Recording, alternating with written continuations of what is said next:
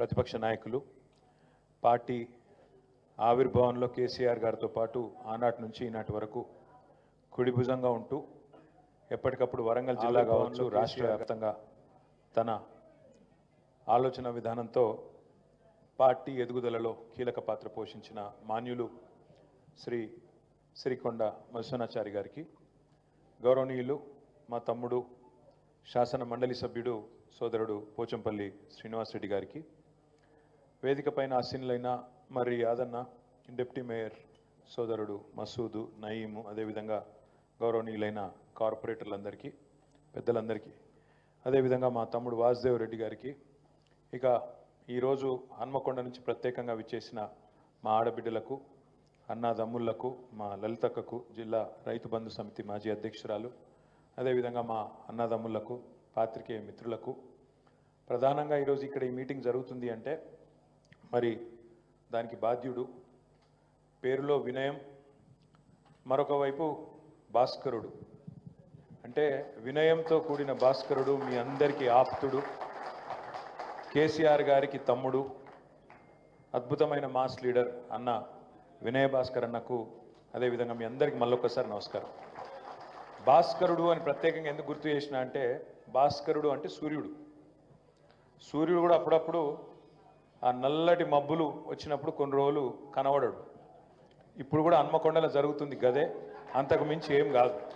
కేవలం తాత్కాలికంగా ఒక 3-4 ఏళ్ళు అవతలలో సంబరపడవచ్చు, కానీ తప్పకుండా మళ్ళీ వినయ భాస్కర్ గారు భవిష్యత్తులో ఉజ్వలంగా రాజకీయంగా ఎదుగుతారన్న విషయంలో నాకైతే ఎట్లాంటి అనుమానం కూడా లేదు. నిజానికి వినయన్న ఎప్పుడో మంత్రి అయ్యేది ఉండే, తప్పకుండా భవిష్యత్తులో అవుతాడు అనే మాట కూడా నేను మీకు వినిపిస్తాను. ఎందుకంటే నేను ఆయనను 2006-7 సంవత్సరం నుంచి దగ్గర నుంచి చూస్తూ ఉన్నాను. కార్పొరేటర్గా ఉన్నప్పటి నుంచి అంచెలంచెలుగా కేసీఆర్ గారు ఆనాడు కరీంనగర్లో పోటీ చేసినప్పుడు ఆయన కరీంనగర్కి వచ్చి కష్టపడ్డ విధానం కానీ, ఆ తర్వాత అంచెలంచెలుగా ఎదుగుతూ ఉద్యమ బిడ్డగా, ఉద్యమకారుడిగా, ప్రణయ భాస్కర్ సోదరుడిగా, ఆనాటి నుంచి ఈరోజు వరకు ఏ రకంగా కేసీఆర్ గారు ఒక గీత గీస్తే ఆ గీత దాటకుండా ఎంత అద్భుతంగా పనిచేస్తూ వస్తున్నాడో నేను చూస్తున్న వ్యక్తిగా చెప్తా ఉన్నా. మీరు ఎవ్వరు కూడా బాధపడవలసిన అవసరం లేదు. ఇది తాత్కాలికంగా కొద్ది కాలం పాటు ఆ మబ్బుల వెనుకకు పోయిండు సూర్యుడు తప్ప మళ్ళీ బయటికి వస్తాడు, బరాబర్ మీ అందరికీ అండగా నిలబడతాడు, ఆ విషయంలో అనుమానం లేదు. ఇక రెండవది, మీరందరూ ఇంత దూరం వచ్చినారు. తమ్ముడు వీరేందర్ చాలా బ్రహ్మాండంగా మాట్లాడినాడు, అదేవిధంగా అన్న కృష్ణ గారు తాను కూడా చాలా బాగా మాట్లాడినారు. నేను చెప్పేదల్లా మీకు ఒకే ఒక్క మాట, మనము ఒక సంధి కాలంలో ఉన్నాం. ఎందుకంటే పార్టీ ప్రస్థానం 2001లో ఒక ఉద్యమ పార్టీగా తెలంగాణ ప్రజల ఆకాంక్ష నెరవేరాలి, తెలంగాణ రాష్ట్రం ఏర్పడాలి అనే ఆలోచనతో పుట్టిన పార్టీ టీఆర్ఎస్, మీ అందరికీ తెలుసు. 14 ఏళ్ల పాటు కేసీఆర్ గారి నాయకత్వంలో తెలంగాణ ప్రజల దీవెనలతో ఎన్ని ఎదురు దెబ్బలు తగిలినా, ఎన్ని ఆటుపోట్లు ఎదురైనా, ఎన్ని రకాల కష్టాలు ఎదురైనా, ఒక చంద్రబాబు నాయుడు గారితో, ఒక రాజశేఖర్ రెడ్డి గారితో, ఒక రోసయ్య గారితో, ఒక కిరణ్ కుమార్ రెడ్డి గారితో, ఇట్లాంటి ఎంతోమంది నాయకులతోని కొట్లాడి పోట్లాడి చివరికి ఢిల్లీని ఒప్పించి మెప్పించి కాంగ్రెస్ మెడలు వంచి 2014 సంవత్సరంలో కేసీఆర్ గారి నాయకత్వంలో మనందరం తెలంగాణ సాధించుకున్నాం. 14 ఏళ్ళు ఉద్యమ పార్టీగా, ఆ తర్వాత 10 ఏళ్ళు అధికారంలో ఉండే అధికార పార్టీగా, 24 ఏళ్ళు మనం 2 పాత్రలు పోషించినాం, ఉద్యమ పార్టీగా, అధికార పార్టీగా. ఇప్పుడు పోషిస్తున్న పాత్ర ఏదైతే ఉందో ఇది మనకు కొత్త. ఒక సాధారణ రాజకీయ పార్టీగా, ఒక ఫక్తు రాజకీయ పార్టీగా ప్రతిపక్ష పాత్ర అనేది మనకు కొత్త. అందుకే కృష్ణ గారు చెప్పిన మాట ఏదైతే ఉందో, సుదృఢం చేసుకోవాలి, నిర్మాణం మంచిగా చేసుకోవాలి, గట్టిగా చేసుకోవాలి అని చెప్పినారు. వాస్తవం కూడా అంతే. వారు చెప్పిన దానిలో పూర్తిగా మనందరం కూడా ఏకీభవించాల్సిన అంశాలు ఉన్నాయి. సైన్యం ఇంకా పెంచుకోవాలి. చాలామంది మన పట్ల చూస్తూ ఉన్నారు, మన దిక్కు చూస్తూ ఉన్నారు. ఒక జిల్లా కమిటీలో మనం అనుకుంటే దాదాపు 700-800 మందికి పదవులు ఇచ్చుకోవచ్చు. అనుబంధ సంఘాలు మెయిన్ కమిటీ కలుపుకుంటే ఒక్క జిల్లా కమిటీలో 800 మందికి మనం పదవులు ఇచ్చుకోవచ్చు. తప్పకుండా మీరు చెప్పిన సూచన ఏదైతే ఉందో కృష్ణన్న, ఆ పని తొందరలోనే చేసుకుందాం. ముమ్మాటికి కింది నుంచి మీ దాకా. ఎందుకంటే నేను నిన్నగాక మొన్న మధుసూదనాచారి గారి నేతృత్వంలో మన బృందం ఒకటి ఢిల్లీ పోయేది ఉంటే, చెన్నై పోయేది ఉంటే, ఆ సందర్భంగా అక్కడ ప్రభుత్వంలో ఉన్న పెద్దలు కొంతమంది మంత్రులు ఎంపీలతో మాట్లాడుతున్నప్పుడు డిఎంకే పార్టీకి సంబంధించిన వాళ్ళని అడిగింటి, అన్న మరి మీ పార్టీ చరిత్ర ఏంది అంటే 76 ఏళ్ళు అయిపోయిందన్న మా పార్టీ ఉట్టి అన్నారు. 76 ఏళ్ల నుంచి ఆ పార్టీ తమిళనాడు రాజకీయాలను శాసిస్తూనే ఉంది. అయితే అధికారంలో ఉన్నారు లేదా ప్రతిపక్షంలో ఉన్నారు, కానీ 76 ఏళ్ల నుంచి అప్రతిహతంగా కొనసాగుతూనే ఉన్నారు.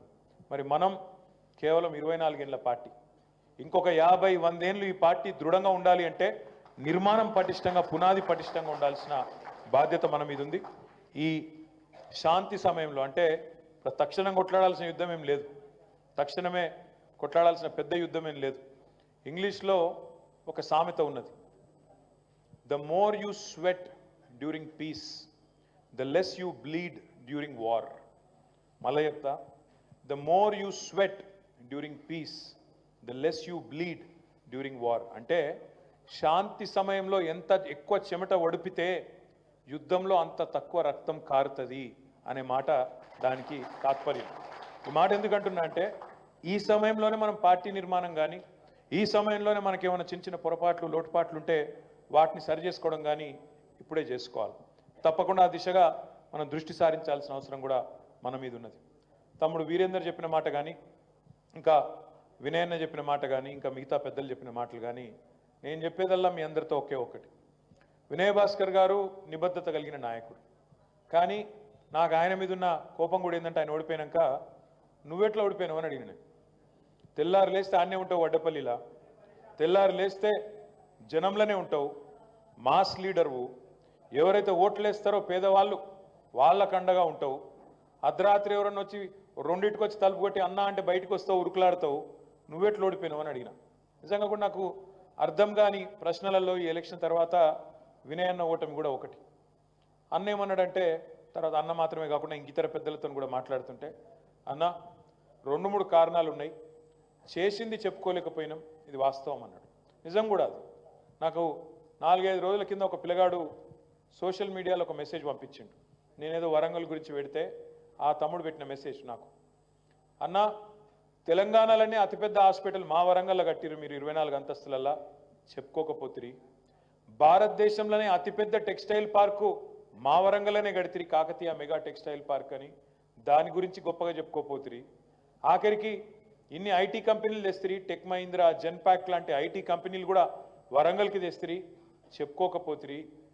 ఇన్ని పనులు చేసి చెప్పుకోలేదు, అవతలోడేమో మీరు ఏం చేయలేదు అన్నాడు. ఇప్పుడే మా తమ్ముడు సీను చెప్పిండు, ఆ నయీం నగర్ నాలా కానీ ఇంకోటి కానీ 300 కోట్లు పెట్టి ఖర్చు పెట్టి కట్టి మొన్నవాడు మీ ఎమ్మెల్యే అన్నటువంటి పూలాభిషేకం చేయించుకోవట్టే, 7 అన్న 9 అన్న తెలియదు.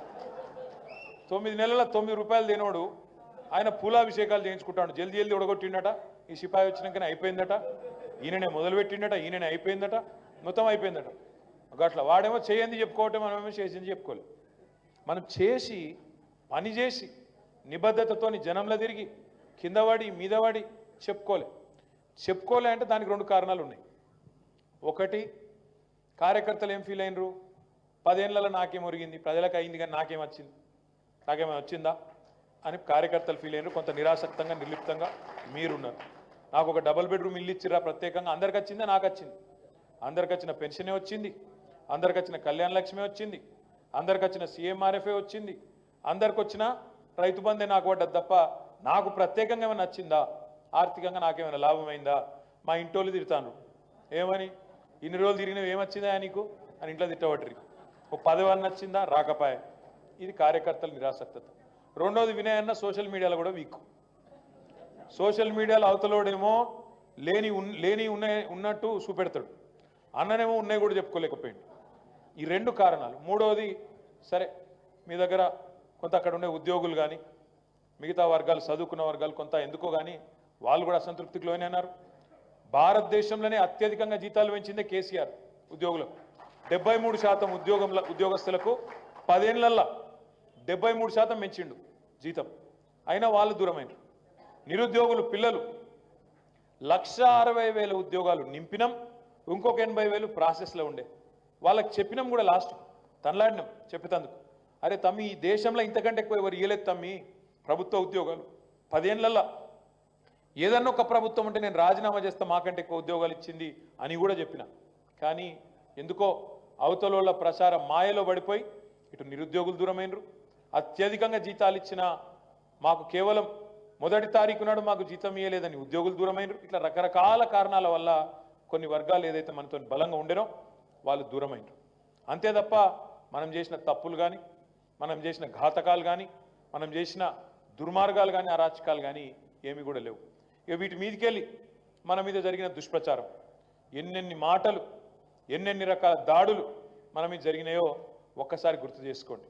ఎన్ని రకాల బద్నాములు పెట్టినరో ఒక్కసారి గుర్తు చేసుకోండి. వాటిని ప్రజలు నమ్మేటట్టు, ఒక అబద్ధాన్ని 100 సార్లు చెప్తే నమ్ముతారన్నట్టు ఒకటే అబద్ధాన్ని తిప్పి తిప్పి ఆ యూట్యూబ్ గొట్టాలలో చెప్పి నెత్తులు ఖరాబ్ చేసి మొత్తానికి మనోళ్ళకు మన మీద అనుమానం వచ్చేటట్టు మొత్తానికి చేసి పెట్టారు. అందుకే మొన్న మనం స్వల్ప తేడాతోని ఓటమి పాలైనాం. సరే, ఇది కూడా ఒక రకంగా మంచిదే. ఎందుకంటే ప్రజలకు కూడా తెలవాలి. చీకటిని చూస్తేనే కదా వెలుగు విలువ తెలిసేది, గాడిదని చూస్తేనే కదా గుర్రం విలువ తెలిసేది, చిట్టినాయుడిని చూస్తేనే కదా కేసీఆర్ విలువ తెలిసేది.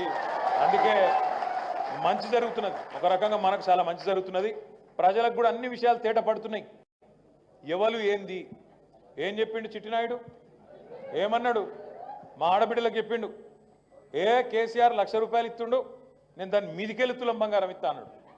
మరి ఇప్పుడు దగ్గర 4-5 లక్షల లగ్గాలు అయినాయి. ఇచ్చినట్టు లేడు. తులం బంగారం కాదు కదా, తులం ఇనుము కూడా ఇయ్యడు పక్క. ఇట్లనే మా ఆడబిడ్డలతో మదాకులు ఆడితే, పరాశకాలు చేస్తే చిట్టినాయుడు ఆ లగ్గాల సంగతి ఎందుకు, నీ లగ్గాలు మా ఆడబిడ్డలే చేస్తారు, ఇది మాత్రం పక్కా అనే మాట నేను విజ్ఞప్తి చేస్తా ఉన్నాను. ఎందుకంటే ఆడబిడ్డలతో పెట్టుకున్నాడు వాడు బాగుపడాడు. వాళ్ళకు అబద్ధాలు చెప్పి మోసం చేసినావు. తులం బంగారం ఇస్తా అన్నావు, నెలకు 2,500 ఇస్తా అన్నాడు. ముసలోళ్ళకు 4,000, అత్తకు 4,000, కోడలకు 2,500. మరి ఆడవా, అత్తకు 4,000 దిక్కులేదు, కోడలకు 2,500 దిక్కులేదు. ఇంట్లో ఆడపిల్ల ఉంటే చదువుకునే ఆడపిల్ల స్కూటీ అన్నాడు.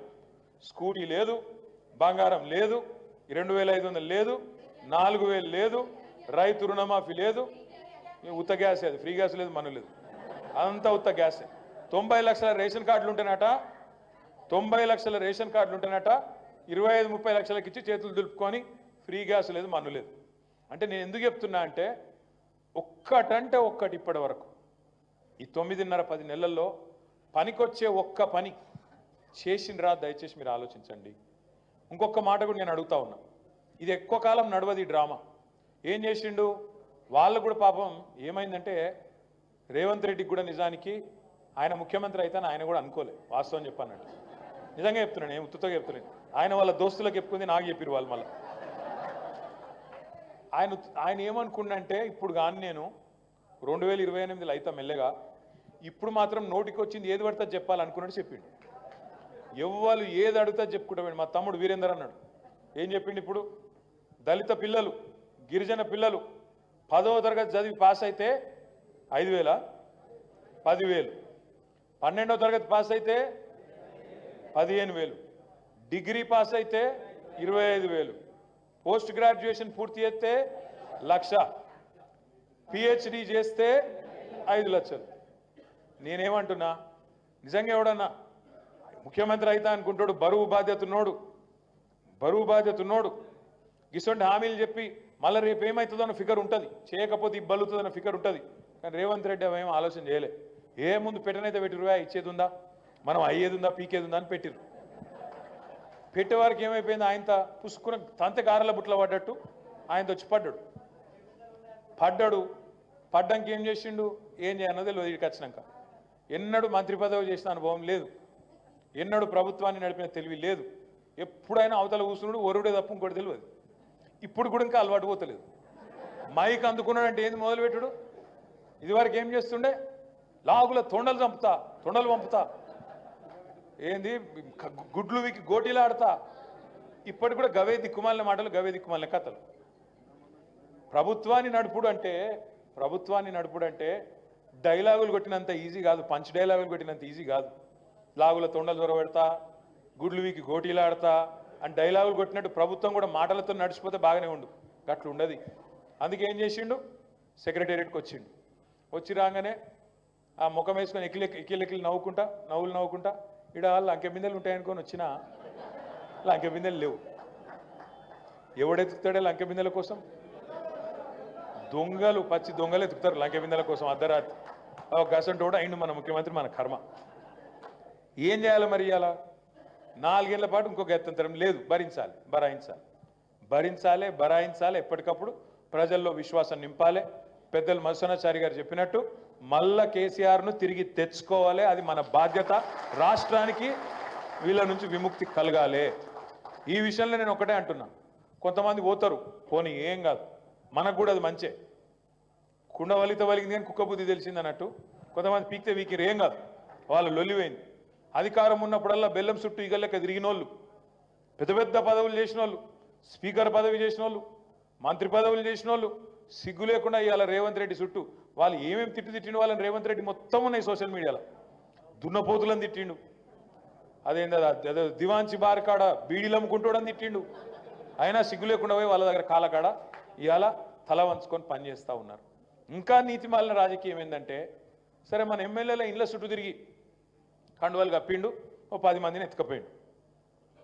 మీకు తెలుసు, నాకు తెలుసు, రాష్ట్రం మొత్తం చూసింది. ఇక ఆ రోజేమో రొమ్ము విరుచుకొని మేము అనుకుంటే సిటికెళ్ళేస్తే మొత్తం ఖాళీ అయిపోతుంది, ఆ రోజు తొడలు కొట్టిరు, డైలాగులు కొట్టిరు. కానీ ఏమైంది ఈ మధ్యలో? ఆయనత మన వాళ్ళు కోర్టుకు పోయినరు. కోర్టు ఏం చేసింది? స్పీకర్ గారు నువ్వు తేల్చాలనే వెంటనే వీళ్ళని ఉంచుతావా తీసేస్తావా, మరి చట్టం ప్రకారం అయితే వెంటనే తీసవతల వారేయాలి వీళ్ళను. వెంటనే కడియం శ్రీహరిది, తెల్లం వెంకట్రావుది, అదేవిధంగా దానం నాగేంద్రది వెంటనే రద్దు చేయాలని చెప్పి నిర్ణయం తీసుకోవాలని చెప్పి స్పీకర్ గారికి కోర్టు ఒక ఆర్డర్ ఇచ్చింది. మరి ఏం చేయాలి? వెంటనే ఇక తప్పించుకోవాలి. ఎట్లా తప్పించుకోవాలి? ఎంత సిగ్గులేని మాటలు మాట్లాడుతుండే ఆ మంత్రి శ్రీధర్ బాబు. ఏమైనా ఇజ్జత్మానం ఉన్నాడు మాట్లాడతారు అట్లా? వాళ్ళిద్దరు బీఆర్ఎస్లో కొట్టుకోవట్రి, మాకేం సంబంధం మధ్యలో అని అతి తెలివి మాటలు, అతి తెలివి కథలు పడుతున్నారు. నేను అడుగుతున్న శ్రీధర్ బాబు గారు, నువ్వు చెప్పింది నిజమే అనుకుందాం ఒక్క నిమిషం. ఈ గాంధీ అంటోడు మా ఎమ్మెల్యేని అనుకో, ఒక్క నిమిషం అనుకుందాం నువ్వు అన్నట్టు. మరి ఆయన ఇంటికి పోయి కండువా కప్పిన దౌర్భాగ్యుడు సన్నాసి ఎవడు?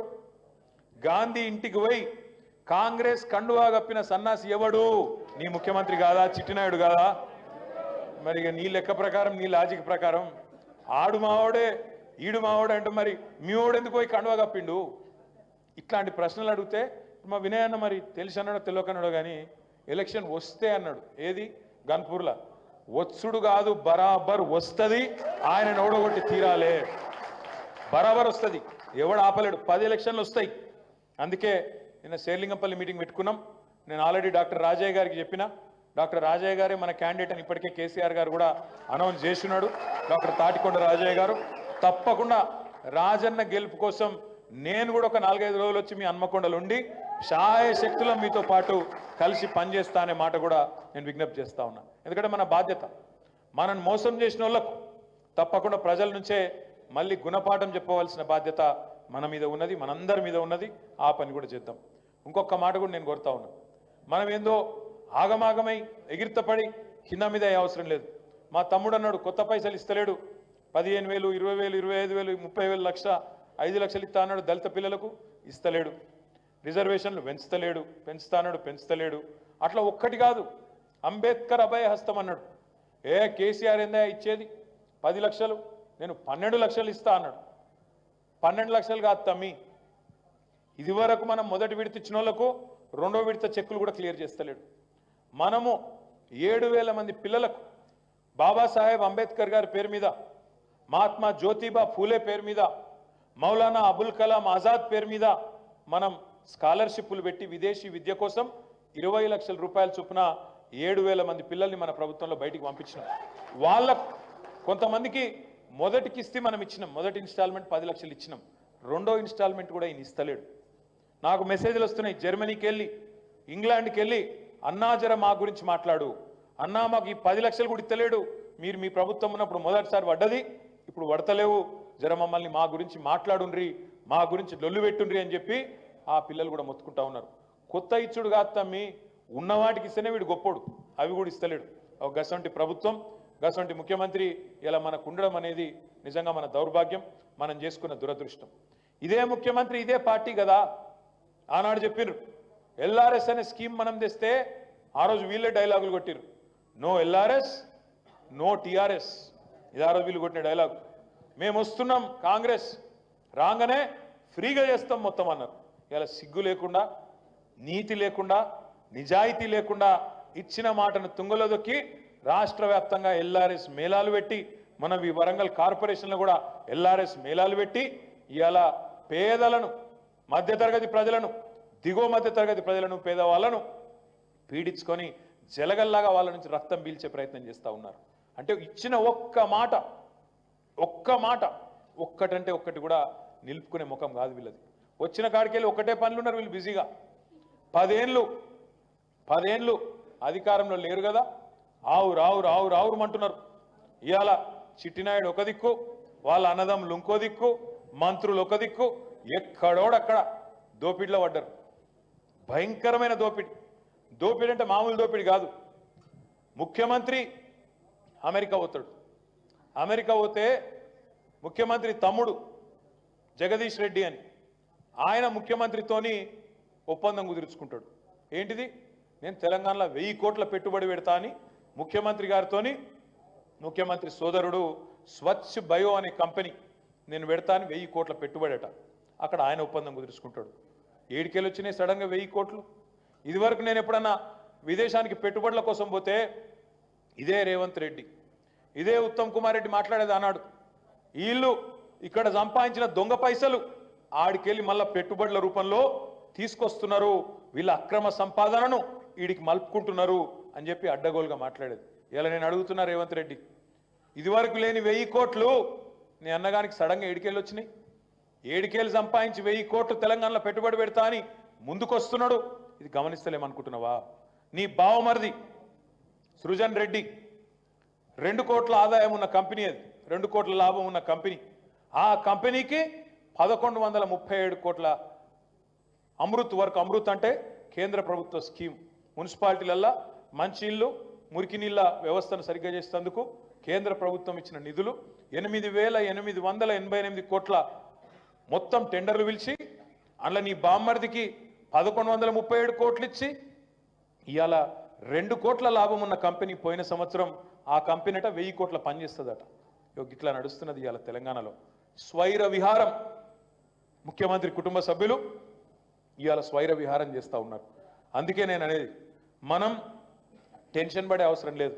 ఇప్పటికే ప్రజలు, మీరు చూస్తున్నారు సోషల్ మీడియాలో ప్రజలు మొత్తుకుంటున్నారు, అన్నా కేసీఆర్ అన్నా ఎక్కడున్నావు, నువ్వు రావాలే, మా కండగా నిలబడాలనే మాట ఇవాళ వినబడుతున్నది.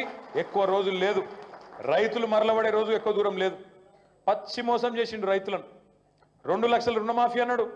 ఇవాళ ముఖ్యమంత్రి సొంతూరులో అయ్యిందా లేదా అని చెప్పి 2 మహిళా జర్నలిస్టులు కొండారెడ్డి పల్లికి పోతే వాళ్ళ మీద దాడి చేయించి, మహిళలను కూడా చూడకుండా సిగ్గు లేకుండా వాళ్ళ మీద కాంగ్రెస్ గుండాలతో దాడి చేయించిన దౌర్భాగ్యపు ముఖ్యమంత్రి రేవంత్ రెడ్డి. ఏం దాస్తున్నావు? గత భయం ఎందుకు నీకు? నిజంగానే 2 లక్షల రుణమాఫీ నువ్వు చెప్పినట్టు చేసి ఉంటే నీ సొంతూరి కోతమంటే భయం ఏంది? నీ కొడంగల్ కోతమంటే భయం ఎందుకు? దాని మీద సమాధానం చెప్పడు. అదేవిధంగా నిన్నగాక మొన్న మన డాక్టర్ రాజయ్య గారు, డాక్టర్ ఆనంద్, డాక్టర్ సంజయ్, మన ముగ్గురు నాయకులు అసలు గాంధీ హాస్పిటల్ ఏమైతుంది, ఎంజీఎంలు ఏమైతుంది, ప్రభుత్వ ఆసుపత్రులు ఏమైతున్నది, ఎందుకు మందుల కొరత, ఎందుకు పిల్లలు చచ్చిపోతాన్రు, ఎందుకు బాలింతలు చచ్చిపోతాన్రు, విషయం తెలుసుకుందామని మనోళ్ళు పోతే గేట్ కాడనే ఆయనతో అరెస్ట్ చేసి తీసుకొని పోయినరు. అందులో ఏం తప్పు జరగకపోతే భయం ఎందుకు నీకు? ఏం కాపాడుతున్నావు? ఎవరం కాపాడుతున్నావు? ఎవరిని కాపాడే ప్రయత్నం చేస్తున్నావు? ఎందుకు సమాచారాన్ని దాస్తున్నావు? ఒక ప్రధాన ప్రతిపక్షంగా తప్పకుండా వీళ్ళని ఎక్కడికక్కడ నిలదీయాల్సిన బాధ్యత మన మీదనే ఉన్నది. నేను పెద్దలు మధుసూనాచారి గారిని, శ్రీనివాస్ రెడ్డి గారిని, అదేవిధంగా అన్న వినయ్ అన్నను, ఈ కార్యక్రమంలో పాలు పంచుకుంటున్న మా తమ్ముళ్లను, మా అక్కలను, మా చెల్లెలను, మా అన్నలను అందరినీ కోరుతా ఉన్నాం. మీరందరూ మనందరం కూడా చేయాల్సింది ఒక్క పని. మనము 100 కోట్ల రూపాయల అభివృద్ధికి, 1000 కోట్ల రూపాయల అభివృద్ధికి గత 10 ఏళ్లలో మీ హన్మకొండకు, వరంగల్ ఈస్ట్కు డబ్బులు శాంక్షన్ చేసినాం. ఇలా వీళ్ళు వచ్చినాక ఒక్కొక్కటి రద్దు చేసుకుంటూ పోతా ఉన్నారు. ఎక్కడ ఏ జీవో రద్దు అయితే ఆ డివిజన్ వాళ్ళు, ఆ వార్డు వాళ్ళు, ఆ సర్కిల్ వాళ్ళు అక్కడనే కూర్చోవాలి, ధర్నా పెట్టాలి. ఇవాళ మనం వచ్చినాక మనం ఉన్న నాళ్ళు ఆ ఎంజీఎం హాస్పిటల్ మొత్తం తెలంగాణలోనే అతిపెద్ద హాస్పిటల్ వరంగల్లో, ఆ హాస్పిటల్ శరవేగంగా పరుగులు పెట్టింది. కానీ మనం దిగిపోయిన కాడికెళ్ళి ఎక్కడేసిన గొంగలు అక్కడ నేనట్టు అట్లే ఉన్నది.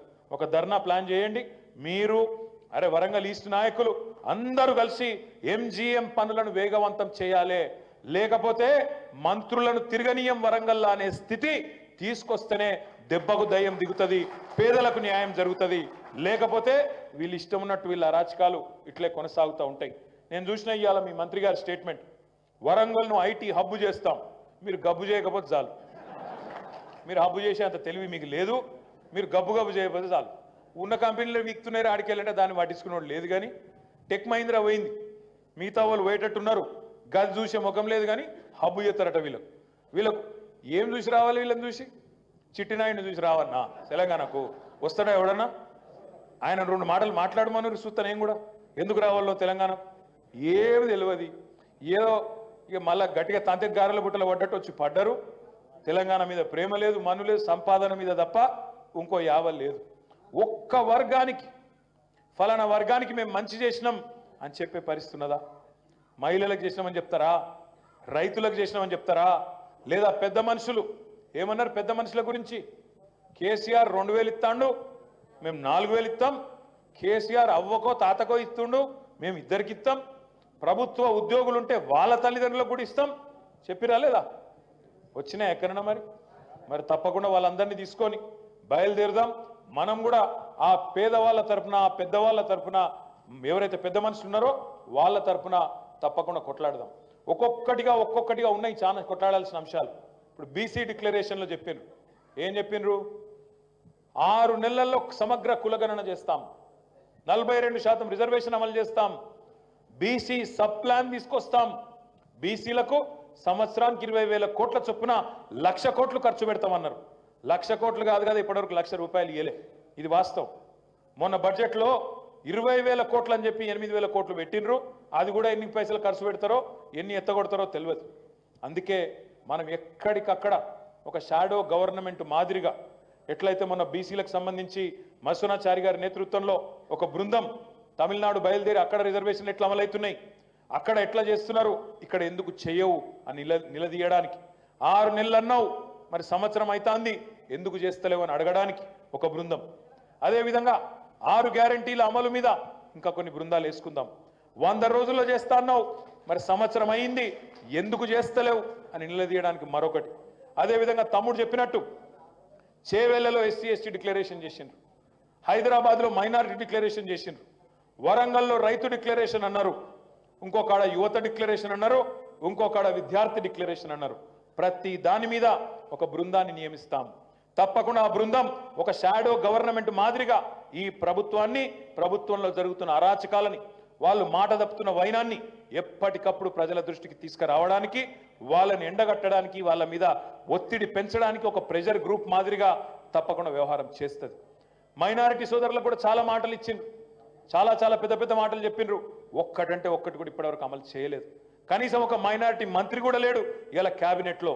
కాబట్టి తప్పకుండా వాళ్ళ తరఫున కూడా మనమే గొంతు విప్పాలే, పార్టీగానే ప్రధాన ప్రతిపక్షంగా కొట్లాడాలి. ఇక మీకు తెలుసు ఇంకొక పార్టీ ఉన్నది, పేరుకే ఉన్నారు వాళ్ళు, బీజేపీ పేరుకే ఉన్నారు తప్ప ఈ 9 నెలల రేవంత్ రెడ్డిని పల్లెత్తు మాట అనకుండా, ఒక్క మాట కూడా మనను కూడా అననీయకుండా ఒక రక్షణ కవచం లాగా రేవంత్ రెడ్డికి అండగా నిలబడ్డది ఎవడి అంటే ఈ బీజేపీ వాళ్ళు నిలబడ్డారు. మీరు చూడండి ఒక్కసారి. రాహుల్ గాంధీ ఏమో అక్కడ చెప్తాడు, ఏం చెప్తాడు? గుజరాత్ మోడల్ బేకార్ హై అంటాడు. ఇక్కడ రేవంత్ రెడ్డి ఏమంటాడు? నై గుజరాత్ మోడల్ షాందార్ హై, హమ్ భీ ఉసీ రాస్తే చలేంగే. రాహుల్ గాంధీ అక్కడ అంటాడు అదానీ చోర్ హై అంటాడు, అదానీ ఫ్రాడ్ హై అంటాడు. ఇక్కడ రేవంత్ రెడ్డి ఏమంటాడు? అదానీ ఫ్రాడ్ నహీ హై, అదానీ హమారా ఫ్రెండ్ హై. ఆయన అంటాడు రాహుల్ గాంధీ చౌకీదార్ చోర్ హై అంటాడు. ఈయనేమంటాడు? చౌకీదార్ హమారే బడే బాయ్ హై. మరి బడే బాయ్ చోటే బాయ్ మంచిగా సెట్టింగ్ అయినట్టుంది. అందుకే నేను నిన్న బయట పెట్టినా, అరే నువ్వు ముఖ్యమంత్రివి, నీ కింద మున్సిపల్ శాఖ ఉంటుంది, నీ ముఖ్యమంత్రిగా నువ్వు ఉండంగా నీ మున్సిపల్ శాఖల అర్హత లేని నీ బామ్మర్దికి 2 కోట్ల రూపాయల లాభం ఉండే కంపెనీకి 1137 కోట్ల వరకు, అది కూడా కేంద్ర ప్రభుత్వ నిధులలో ఎట్లిచ్చినావు, దీని మీద చర్య తీసుకోవాలి, కేంద్ర ప్రభుత్వం స్పందించాలని కోరితే ఘనత వహించిన కేంద్ర మంత్రులు కిషన్ రెడ్డి గారు ఇప్పటి వరకు కనీసం నోరిపుతలేడు.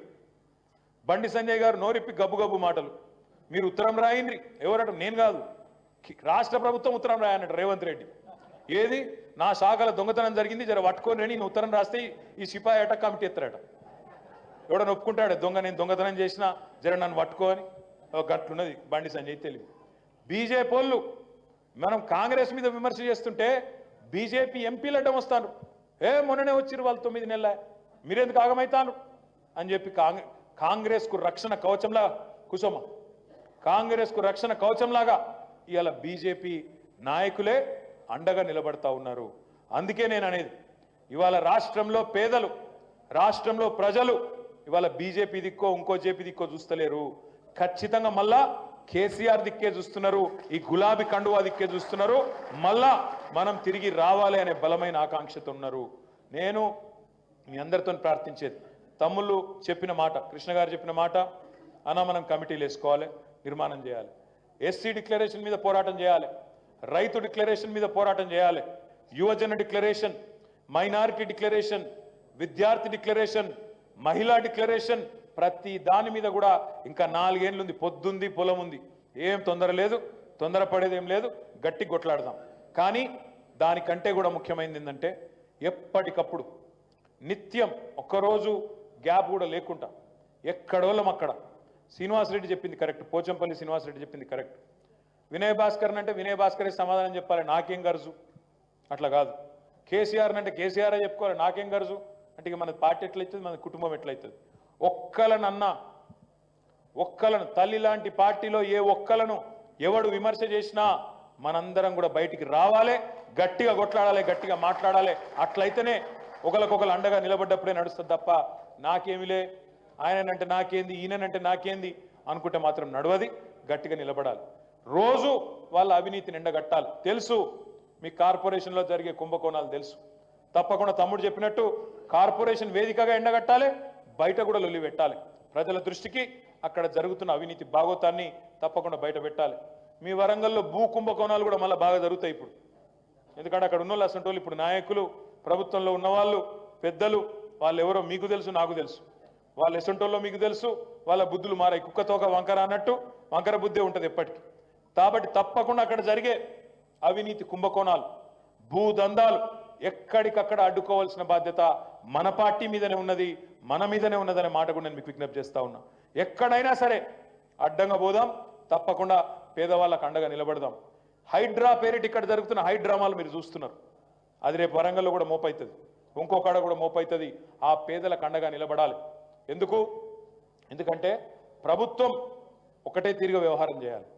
పేదవాళ్ళకు ఒక లెక్క, పెద్దవాళ్ళకు ఒక లెక్క అంటే నడవదు. పేదవాళ్ళకేమో పొద్దున పూట 3 గంటలకు పోతాం, బుల్డోజర్లు పెట్టి కూలగొడతాం. కానీ ముఖ్యమంత్రి అన్నగాడైతే మాత్రం 2-3 నెలలు టైం ఇస్తాం, నోటీస్ ఇచ్చి చేతులు దులుపుకుంటాం, అవతల పడతామంటే నడవది. పేదలైనా పెద్దలైనా చట్టం అందరికీ ఒకటే, నోటీసులు అందరికీ ఇవ్వాలి, న్యాయం అందరికీ చేయాలి. వాళ్ళ కండగా అన్యాయం జరిగితే ఆ పేదల కండగా మనం నిలబడాలి, గట్టిగా కొట్లాడాలి. నేను వినయనని కూడా కొడతా ఉన్నా, మీ దగ్గర మంచి వకీళ్ళు ఉన్నారు వరంగల్లో, మంచి లీగల్ టీం తయారు చేయి. ఎందుకంటే ఇప్పుడు మన కార్యకర్తలకు, మన నాయకులకు అండగా మనమే నిలబడాలి. మన నాయకులు, మన ముఖ్యంగా సీనియర్ అడ్వకేట్లు ఎవరెవరైతున్నారో ఒక 10 మంది బృందం పెట్టు, వాళ్ళకు మొత్తం ఖర్చులంతా పార్టీ ఇస్తుంది. ఏ కేసైనా మనమే కొట్లాడదాం, వాళ్ళకు అండగా నిలబడదాం, ఆ పేదల కండగా మనం నిలబడదాం. ఇట్లా నువ్వు పేదల్లో మళ్ళొక్కసారి భరోసా నింపి వీళ్ళు చేయని పనులు చెబుతూ ఇచ్చిన హామీలు ఎట్లా తుంగలో దొక్కుతున్నారో 420 హామీలు ఇచ్చిర్రు, 1 కాదు 2 కాదు, 420 హామీలు ఇచ్చిర్రు. 6 గ్యారెంటీలు ఒకటే కాదు, ఇంకొక 414 వేరే ఉన్నాయి. మొత్తం కలిపితే 420 అవుతాయి. ఆ 420 హామీలు, హామీలు, అడ్డగోలు మాటలు ఏవేవైతే ఇచ్చిండ్రో వాటి విషయంలో ఎప్పటికప్పుడు ఎండగడుతూ మీరు నెల మీటింగ్ పెట్టుకుంటా అన్నారు. ఆ మీటింగ్కు దయచేసి ఒక ఎజెండా పెట్టుకోండి. ఆ ఎజెండాలో ఒక అంశం తీసుకోండి. 10-12 పెట్టుకుంటే నడవదు, ఒకటే ఎత్తుకోవాలి. నెలకు ఒక్కటి తీసుకోరు, ఎక్కువ తగ్గద్దు.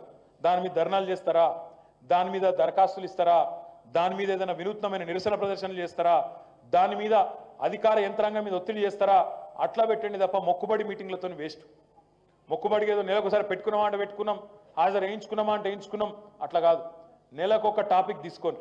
ఒకసారి ఎస్సీ డిక్లరేషన్, ఒకసారి బీసీ డిక్లరేషన్, ఒకసారి మైనారిటీలను చేస్తున్న మోసం, ఇట్లా వరుసగా. ఎందుకంటే ఇంకా 4 ఏళ్ళు ఉంది, 48 నెలలు ఉంది. 48 మీటింగ్లు పెట్టాలి నువ్వు 48 మీటింగుల్లో ప్రతి మీటింగ్లో ఒక ఎజెండా ఎత్తుకోండి. ఒకసారి ఆటో డ్రైవర్ల సమస్యలు, ఒకసారి ఇంకొక సమస్యలు, పార్టీగా 6 నెల రోజుల పాటు అదే అంశం మీద స్థిరంగా కొట్లాడదాం. ఈస్ట్తో కూడా సమన్వయం చేసుకోండి. అర్బన్లా అప్పుడప్పుడు మమ్మల్ని పిలవండి, నన్ను మసోనాచారి గారిని, హైదరాబాద్లో ఉండే ఇంకా ఇతర పెద్దల్ని, ఇంకా ఇతర జిల్లాల నుంచి కూడా పెద్దల్ని పిలుచుకోండి. టాపిక్ బట్టి వ్యవసాయం అనుకోండి, రైతులకు సంబంధించిన సబ్జెక్ట్ అనుకోండి, ఆ రంగంలో నిష్ణాతులను పిలుచుకోండి. అదేవిధంగా బలహీన వర్గాల సమస్యలు అనుకుంటే ఆ రంగానికి సంబంధించిన మనకు అందరు ఉన్నారు, మనకు లేనోళ్ళు ఎవరు లేరు. అన్ని వర్గాలకు, అన్ని కులాలకు, అన్ని మతాలకు సంబంధించిన నాయకులు, మంచి నిష్ణాతులు, ఐడియా ఉన్నోళ్ళు, అవగాహన ఉన్నోళ్ళు అందరు ఉన్నారు. కాబట్టి వాళ్ళ ఆధ్వర్యంలో మీటింగులు చేసుకుందాం. పార్టీ నిర్మాణం మీరు చెప్పింది వాస్తవం.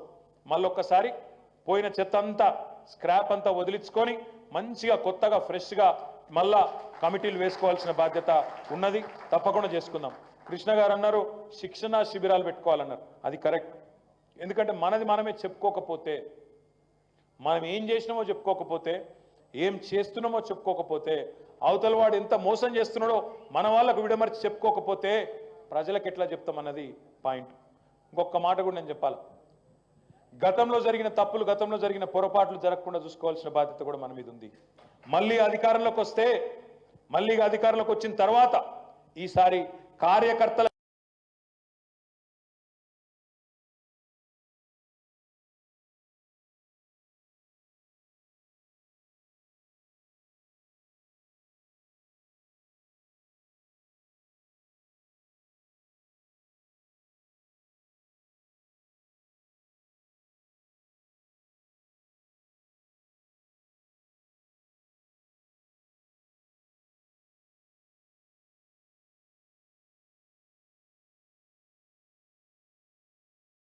कार्ड भी आप दिए, किसी को नहीं मालूम। 6.5 लाख राशन कार्ड हम लोग दिए 9.5 सालों में 6.5 लाख అంటే 9.5 ఏళ్లలో 6.5 లక్షల రేషన్ కార్డులు కొత్త ఇచ్చినాం. చెప్పుకోలే. మీ సేవకు పోయినరు, అప్లై చేసుకున్నారు, వచ్చినాయి. ప్రోగ్రాంలు పెట్టలే, కార్యకర్తల ద్వారా ఇయ్యలే. పెన్షన్లు ఇచ్చిండ్రు, చెప్పలే, సీదా పోయినాయి. అన్ని సీదా పోయినాయి అన్న అని చెప్పుకుంటా ఆ తమ్ముడు ఒక మాట అన్నాడు. అన్న నేను ఓట్లకు పోతా, ఓట్లకు పోయినప్పుడు అవు నాకు ఆడికెళ్ళి వచ్చింది హైదరాబాద్, నువ్వేమిచ్చినావు, అసలు నువ్వెవరు, నాకు డైరెక్ట్ వచ్చింది, ఆటోమేటిక్ వచ్చింది, కానూన్ ప్రకారం వచ్చింది, చట్టం ప్రకారం వచ్చింది. ఇష్టం లేనివాడేమో అట్లా మాట్లాడతాడన్నా, ఇష్టం ఉన్నోడేమో కేసీఆర్ ఇచ్చిండు చేస్తా అంటాడు, కానీ మధ్యలో నాకెక్కడ విలువ ఉందన్నా అన్నాడు. ఇంకొక మాట అన్నాడు గమ్మత్తుగా. ఆయన చెప్పిన మాట నాకు అట్లా మనసులో ఉండిపోయింది. అన్నా ప్రభుత్వం ఇచ్చే పైసలకు ప్రజలకు మధ్యన కార్యకర్త ఉంటేనే విలువ ఉంటుందన్నా, దయచేసి యాద పెట్టుకోని చెప్పింది. ఇటువంటి చిన్న చిన్నవి ఈ 9-10 నెలల్లో చాలా విలువైన సూచనలు వచ్చినాయి. తప్పకుండా వాటన్నిటిని అమలు చేసుకుందాం. కార్యకర్తలను కడుపులో పెట్టుకొని చూసుకుందాం. పార్టీ నిర్మాణం చేసుకుందాం. దాంతోపాటు ఈ ప్రభుత్వం ఎట్లాగూ ఫెయిల్ అవుతుంది, వీళ్ళ వల్ల కాదు, వీళ్ళకంత తెలివి లేదు, వీళ్ళకంత పట్టింపు లేదు, ప్రజల మీద ప్రేమ లేదు. బరాబర్ ఫెయిల్ అవుతారు, కానీ ఓపికగా మనం పనులు చేసుకుంటూ పోతుండాలి. ప్రతిపక్షంగా మనం చేయాల్సిన పని చేసుకుంటూ పోవాలి. వినయ్ భాస్కర్ గారి విషయంలో కూడా నేను మళ్ళొక్కసారి నేను మీకు చెప్తా ఉన్నా, మీరు ఎలాంటి కన్ఫ్యూజన్ పెట్టుకోకండి.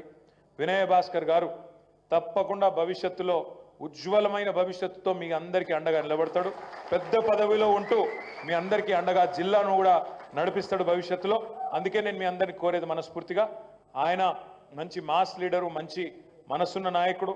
అట్లాంటి నాయకుడిని మీరు మరింత, ఆయన కొద్దిగా నీరసపడ్డ ఓటమితోని మీరు శక్తిని ఉదాలే, మీరు చెప్పాలన్నా ఏం కాదు, మేమందరం ఉన్నాం నీకు అని చెప్పి ధైర్యం నింపి, నాయకుల్లో కూడా స్థైర్యం నింపి ముందుకు నడపాలని మనస్ఫూర్తిగా కోరుకుంటూ, భవిష్యత్తులో మీరు ఇక్కడ దాకా వచ్చే అవసరం లేకుండా, నెక్స్ట్ టైం ఇట్లాంటి ఇబ్బంది పెట్టకుండా మమ్మల్ని అక్కడికి పిలవాలని చెప్పి కూడా వినయాన్ని కోరుతూ, పేరు పేరున మీ అందరికీ మళ్ళొకసారి నమస్కారాలు తెలియజేస్తూ, జై తెలంగాణ.